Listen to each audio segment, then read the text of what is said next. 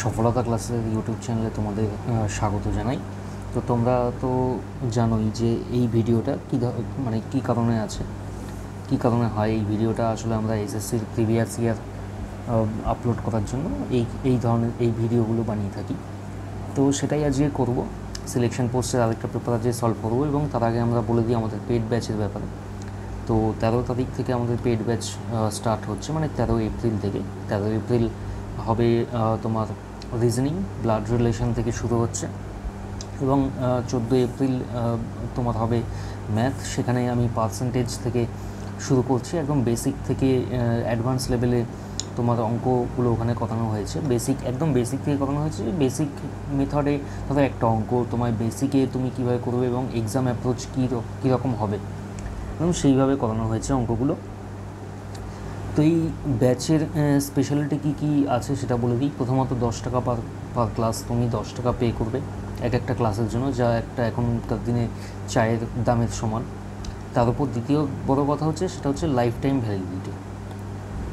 মানে তুমি এখনও অবধি যত পেজ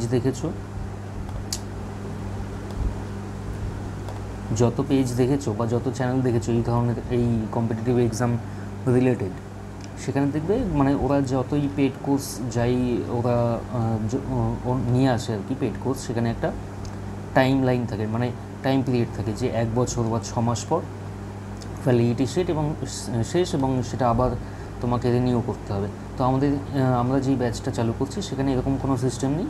আমরা একদম লাইফ টাইম ভ্যালিডিটি দিচ্ছি, কারণ আমরা বিশ্বাস করি যে যদি তুমি একটা জিনিসের জন্য টাকা দিচ্ছ, বা একটা জিনিস টাকা দিয়েছো মানে ওই জিনিসটা তুমি কিনছো। এই যে ক্লাসগুলো, এগুলো তুমি টাকা দিচ্ছ মানে তুমি ক্লাসটাকে কিনছো, ক্লাসটাকে ভাড়ায় নিচ্ছ না। তো যখন ভাড়ায় নিচ্ছ না, তাহলে এই ভ্যালিডিটি প্রসঙ্গ আসছে না। আর তাছাড়া এই প্রিপারেশনের ফেজে এই সমস্ত আলতু ফালতু এই চিন্তাভাবনাগুলো, যদি ধরো প্রিপারেশন নিচ্ছ, আমি চাই সবার ঠিক টাইমের মধ্যে চাকরি হয়ে যাক, কিন্তু ধরো যদি না হয়, ধরো একটা সময় আমি হয়তো 6 মাস বললাম যে 6 মাস তোমার এই ক্লাসের ভ্যালিডিটি থাকবে। 6 মাসের মধ্যে তোমার চাকরি যদি না হয়, 6 মাস পর যদি হয়, তাহলে 6 মাস, এই যে 6 মাসের যে একটা মানে টাইমটা যখন এগিয়ে আসবে, তখন তোমার মাথায় আরেকটা কি চিন্তা ঘুরতে থাকবে যে আমার ক্লাস রিনিউ করতে হবে, টাকা দিতে হবে। তাই এই সমস্ত টেনশনের চক্করে না প্রিপারেশন অনেকটা ধাক্কা খায়, আমি যেটা নিজে বুঝতে পেরেছি পড়াতে গিয়ে এবং নিজে পড়তে গিয়ে। তো এই সমস্ত চক্করে আমরা পড়বো না, একেবারে আমরা ক্লাস মানে তুমি পে করবে মানে ওই ক্লাসটা তোমারই, ওখানে কোনো ভ্যালিডিটির কোনো সিন নেই। একদম লাইফ টাইম, মানে যতদিন তোমার প্রয়োজন হয় ততদিন তুমি প্রিপারেশন নেবে। এমনকি চাকরি পাওয়ার পরেও যদি অন্য কোনো পরীক্ষার জন্য প্রিপারেশন নাও, সেই সময় তোমার ওই ক্লাসগুলো কাজে লেগে যাবে। কোনো মানে এই 1 বছর বা 6 মাস পর ভ্যালিডিটি শেষ, ওরকম কোনো ব্যাপার নেই। তো তোমরা, আমি বলবো একটা ক্লাস নিয়ে দেখতেই পারো, 10 টাকা করে পার ক্লাস, একটা করে ক্লাস নিয়ে দেখতেই পারো যে কেমন কি হচ্ছে। তারপরে দেখো, যদি যা মনে হবে তোমরা আমাদের সেইগুলো নিয়ে রিভিউ দাও। তো আজকে এই পেড ক্লাস নিয়ে তো কথাই অবধি থাক। তাহলে আজকে তোমাদের এসএসসির আবার প্রিভিয়াস ইয়ার একটা শুরু করি সিলেকশন পোস্টে। চলো। আচ্ছা, প্রথম অঙ্কটা কি বলছে? The largest number of 4 digits that is divisible by 12, 15, 18 is. আচ্ছা দেখো, লার্জেস্ট নাম্বার অফ 4 ডিজিটস, 4 ডিজিটের সবচেয়ে বড় সংখ্যা, যেটা 12, 15, 18 দিয়ে ভাগ যাবে। খুব এখানে দেখো সবচেয়ে বড় সংখ্যা কী আছে? 9900। 9900 18 দিয়ে ভাগ যাওয়া উচিত। আচ্ছা 15 দিয়ে ভাগ যাবে কি? হ্যাঁ 15 দিয়ে ভাগ যাবে। 12 দিয়ে 7 12 84, 96, 3 0, হ্যাঁ 12 দিয়েও ভাগ যাবে। তাহলে উত্তর হবে কোনটা? এইটা। জাস্ট অপশান টেস্ট করলাম, আর কিছুই না। এইখানে আমাদের কিছু আলাদা করতেই হবে না, কোনো ক্যালকুলেশন করিনি। পরের অঙ্কে চলে যাই। আচ্ছা কী বলছে? Find the time taken by 150 metre long train running at a speed of 63 kilometre per hour to cross another train at a length of 106। আচ্ছা এটা এইখানে রাখি।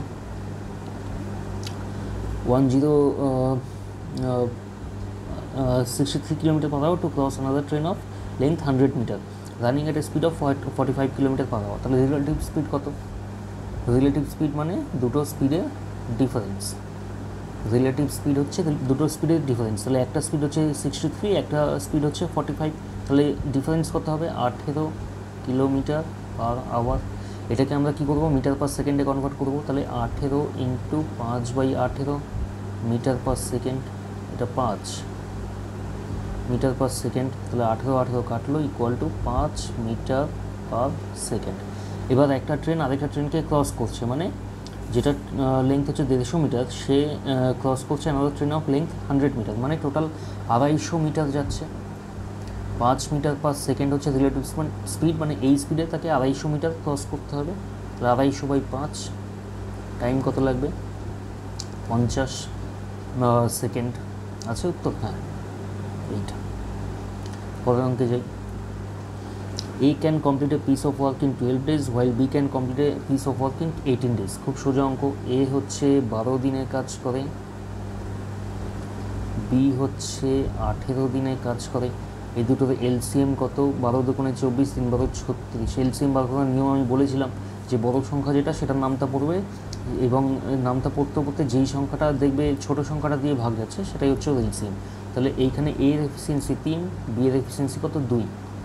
এবার কী বলছে? Then how many days will be required to finish the work, মানে 36 হচ্ছে total কাজ, দুজনের এফিসিয়েন্সি টোটাল কত? 5।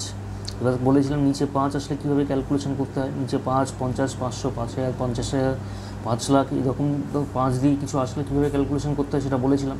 তো সেইভাবে যদি মেনে চলো সেটা, তাহলে উত্তর করতে হবে 7.2। পরের অঙ্কে যাই। A vehicle travels 200 meters in 5 seconds and then another 250 meters in 5 seconds. What is average speed metre per second? মানে 200 মিটার যাচ্ছে 5 সেকেন্ডে, আর 250 মিটার, টোটাল যাচ্ছে কত? 200 + 250 বাই 5 সেকেন্ড আর 5 সেকেন্ড, 10 সেকেন্ড। তাহলে এটা কত? 200 আর 250, 450, 450 বাই 10, মানে 45। পরের অঙ্কে যাই। In a company, the total customer calls on Monday, Wednesday, Friday are 15,500 and the total calls on Tuesday and Thursday are 12,500. তাহলে টোটাল কত? 5 দিন মিলিয়ে টোটাল কত? 15,500 প্লাস 12,500। আর কি বলছে? দ্য অ্যাভারেজ কলস অন স্যাটারডে অ্যান্ড সানডে আর 7,000। তাহলে স্যাটারডে সানডেতে অ্যাভারেজ কল 7,000 হলে টোটাল কল কত? 14,000। এখানে টোটাল কত হচ্ছে? 15,000। এইভাবে হিসাব করবে, 15 আর 12 কত? 27, 27 আর 14 কত? 41, আর বাকি 500 500 আছে। এইটা আমরা হিসাব করিনি তখন, এখন হিসাব করবো। 41 আর 500 500 কত? 42,000 হচ্ছে, আমি 42 লিখলাম। দেখো এবার কি বলছে? What are the average calls per day in a week. তাহলে অ্যাভারেজ কত হবে? অ্যাভারেজ হচ্ছে কত? 42/7, 6 দিয়ে যেটা থাকবে সেটাই হবে অ্যান্সার, 6 দিয়ে এইটাই আছে। পরের অঙ্কে যাই। In a street there are 20 dogs and cats. If the ratio between the dogs and cats is 3:2, the number of cats, খুবই সোজা, 20 × 2/5, 2/5, তাহলে 5 ইকুয়াল টু 8, 8টা আছে বিড়াল। পরের অঙ্কে যাই। XYZ can do a piece of work in 4, 5 and 7 days. XYZ 4, 5 and 7, 4, 5, 7। আচ্ছা, এর এলসিএম কত? 5। দেখো তিনটেই আছে এমন সংখ্যা যেটা পরস্পরকে দিয়ে ভাগ যায় না, তাহলে এর এলসিএম কী হবে? 5 সাথে 35 আর 140। তাহলে এইখানে এক্স এর এফিসিয়েন্সি কত আসবে? এক্স এর এফিসিয়েন্সি আসবে হচ্ছে 35, ওয়াই এর এফিসিয়েন্সি আসবে হচ্ছে 28, আর জেড এর এফিসিয়েন্সি আসবে হচ্ছে 20। দেখো এবারে কী বলেছে? XYZ have work together to complete the work, what is x share? 415 completing the work. আচ্ছা, ওদের যে এফিসিয়েন্সি রেশিও সেটাই ওদের কাজের রেশিও, মানে কত পরিমাণে কাজ করেছে সেটাই ওটা রেশিও, এফিসিয়েন্সি রেশিওটাই। তাহলে আর টাকা যেটা পেয়েছে সেটা ওরা ওই হিসাবেই পেয়েছে যে যতটা কাজ করবে তত টাকা। তাহলে কী হিসাবে টাকাটা ভাগ হবে? 35।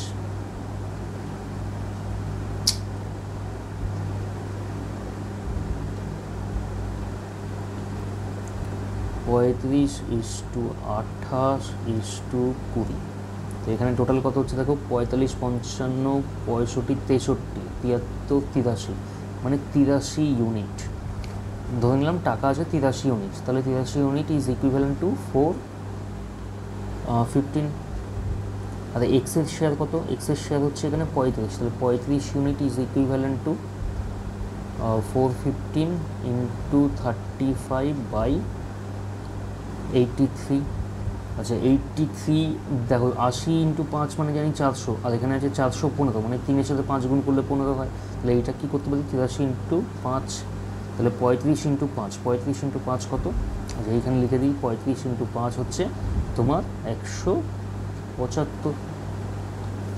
তাহলে এইটা হবে অ্যান্সার, এই তোমার অপশান বিটা। পরের অঙ্কে যাই। The average of 48, 39, Y is 40। সোজা অঙ্ক একদমই, কিছু ভাববই না। 48 প্লাস 39 প্লাস ওয়াই, অ্যাভারেজ বলেছে তিনটে সংখ্যা 40, তাহলে টোটাল হবে কত? 120। তাহলে ওয়াই ইকুয়াল টু 48 প্লাস 39, 58, 68, 78, 88, 87, তাহলে 120 মাইনাস 87, এখান থেকে কী পাই? 13 আর 20, 30, 33, তাহলে ওই সংখ্যাটা হবে কত? 33। পরের অঙ্কে চলে যাই। The annual income of Arshad and Bharat are in the ratio of 3:5 and their annual expenses are 1:3। আচ্ছা ইনকাম হচ্ছে কত? 3:5, আর এক্সপেন্স কত হচ্ছে? এক্সপেন্স হচ্ছে তোমার 1:3। সরি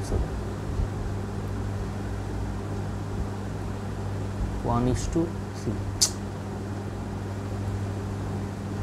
এবার কী বলেছে? If each of them save ₹10,000 at the end of the year. আচ্ছা এর যদি 3 টাকা ইনকাম হয় তাহলে ও খরচা করছে 1 টাকা, এর যদি 5 টাকা ইনকাম হয় খরচা করছে 3 টাকা, তাহলে মানে সেভ করছে কত? 2 টাকা।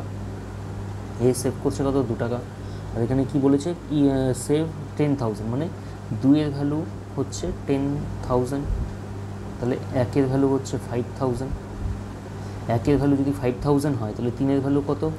15,000, আর এখানে 5-এর ভ্যালু কত? 25,000। তাহলে এবারে ভারতের ইনকাম হচ্ছে, অ্যানুয়াল ইনকাম কত? 25,000। Mukesh sells almonds at cost price but uses a false weight and thus gains a 23% profit, মানে 100 টাকার জিনিস ও 123 টাকায় বিক্রি করছে। How many grams of almonds if he giving for 3075 kg? আচ্ছা তাহলে একটু আমাদের ঘুরিয়ে লিখতে হবে। দেখো কেউ 123 টাকায় বিক্রি করছে 100 টাকার জিনিস, বা হ্যাঁ তাহলে how many grams of almonds is he giving for 3.075, তাহলে 3.075-এ ওর কত গ্রাম? তাহলে ওইটা আছে আলমন্ড আর কি, 3.075 বাই 123, তাই না? তাহলে এখান থেকে কী করতে পারি? 100 ইন্টু 3.075 বাই 123 ইন্টু 1000। আচ্ছা এইখানে 1000 কী জন্য আনলাম? এই 1000টা হচ্ছে এই দশমিকটাকে তোলার জন্য, ঠিক আছে? তাহলে এই দশমিক উঠলো, উঠে কী হলো? এই দুটো শূন্য কাটলো, 5 দিয়ে 2, 5 6 30, 5 6 30, 5 অক্ষে 5, 6 7 5 5 25, মানে আলটিমেটলি কী আসলো? 615 বাই, আচ্ছা এখানে আরেকটা পেজ অ্যাড করে নিই, আলটিমেটলি কী আসলো? 615 বাই 246। এটাকে করো ক্যালকুলেশান, 615 246 মানে হচ্ছে 2, 492, 3 10 11 2, 123, এখানে পয়েন্ট দিয়ে এখানে 0, তাহলে হচ্ছে 5, 1230, মানে 3.075-এর জায়গায় ও 2.5 কেজি আমন্ড দিয়েছে, তাই তো? এটাই তোমার কাছে জানতে চেয়েছে খুব সম্ভবত। দেখা যাক কী জানতে চেয়েছে। How many grams of almond is he giving for 3.075 KG? 2500 গ্রাম, মানে যেটা 2.5 কেজি সেটাই 2500 গ্রাম, যেটা বেরোলো একটু আগেই, মানে এই পেজে। চলো তাহলে প্রোগ্রামকে যাই। A dishonest shopkeeper professes to sell grains at cost price, but he uses a weight of 935 gram for 1 kg weight. আচ্ছা, 935 গ্রাম ওয়েট ইউজ করছে 1 কেজির জায়গায়, মানে 935 গ্রাম জিনিস দিচ্ছে 1 কেজির জায়গায়। Find is grain percentage. ধরো এটার মানে হচ্ছে এরকম যে যদি কেউ 1 কিলো বা 1 কিলো মানে হচ্ছে 1000 গ্রাম, যদি কেউ এসে 1000 গ্রাম কোনো চাল চায়, তাহলে ও নিজে কারচুপি করে 935 গ্রাম দিচ্ছে, তাই না? তাহলে 935 গ্রাম যখন দিচ্ছে, 1000 গ্রামের দাম নিচ্ছে, তাহলে এবার ধরে নাও প্রত্যেক কিলো বা প্রত্যেক গ্রাম চালের দাম হচ্ছে 1 টাকা, প্রত্যেক গ্রাম চালের দাম হচ্ছে 1 টাকা। এই ডিসঅনেস্ট শপকিপার এই ধরনের অঙ্কগুলো প্রফিট লসে খুব আসে, খুব পপুলার একটা টাইপ এটা প্রফিট লসে, এবং এটা ক্লাসে খুব সুন্দর করে বোঝানো হচ্ছে। তোমরা চাইলে পেড ক্লাস একটা করে কিন্তু নিয়ে দেখতেই পারো। যাই হোক, টপিকে আসি। 935 টাকা হচ্ছে ওর কস্ট প্রাইস, যেই চালটাও দিয়েছে, আর নিচ্ছে তার বদলে কত, 1000 টাকা। তাহলে ওর লাভ কত হচ্ছে? ওর লাভ হচ্ছে তাহলে 65 টাকা। 65 টাকা কার উপর লাভ হচ্ছে? 935-এর উপর ইন্টু 100। তাহলে এখানে কাটো 5 13, 5 18 90, 3 7 5 187, 187। আচ্ছা, তাহলে কী হলো আলটিমেটলি 13 ইন্টু 100/187 বা 1300-কে ভাগ করো এবার। আচ্ছা, 1300-কে যদি ভাগ করি 187 হচ্ছে 6 দিয়ে করা যাক, কারণ 6 দিয়ে আমি গেস করলাম এই কারণে যে 6 ইন্টু 2 হয়, মানে 6 ইন্টু 200 হয় 1200, তাহলে 187 ইন্টু 6 ওই রকমই দেখা যাক কী হয়, কী হতে পারে। 600 6 6 7 42, আচ্ছা 6 7 42, তারপরে হচ্ছে তোমার 6 48, 49 50 51 52, 6 6, আহা কোথাও ভুল হচ্ছে মনে হচ্ছে, একটুখানি ভুল হয়েছে গো। এবার দেখি 6 7 42, হাতে রইল কত 4, 6 48, 49 50 51 52, হাতে রইল কত 5, 5 হলে 6 6 7 8 9 10 11, 1122, 8 7, এখানে দিলে কত, এখানে 1 দিলে হয়ে গেল 178। দেখো এই যে 178 রিমাইন্ডার আসছে, 178 187 খুব কাছাকাছি, মানে আমি যদি পয়েন্ট নিই, পয়েন্টের পর যদি আবার ভাগ করি, তাহলে এটা খুব সম্ভবত 6.9 এর কাছাকাছি বা 6.9 ক্রস করে চলে যেতে পারে, মানে 6.9 এর কাছাকাছি একটা অ্যান্সার আসবে, এইটুকু বোঝা যাচ্ছে এটা দেখে। তো দেখি কী কী অপশান আছে। 6.95 এই একটা অপশান আছে, তাহলে এইটা হবে তোমার অ্যান্সার, বোঝা গেল? তো এটা ফার্স্ট পার্ট ছিল, ফার্স্ট পার্টের ভিডিও এখানেই শেষ করছি, আবার সেকেন্ড পার্ট আসবে এটাই, যে বাকি যে কোয়েশনগুলো আছে সেগুলো সলভ করা হবে তোমাদের কাছে। তো ফার্স্ট পার্টের ভিডিও আজ এই অবধি থাক, চলো পরের ভিডিওতে আবার দেখা হচ্ছে।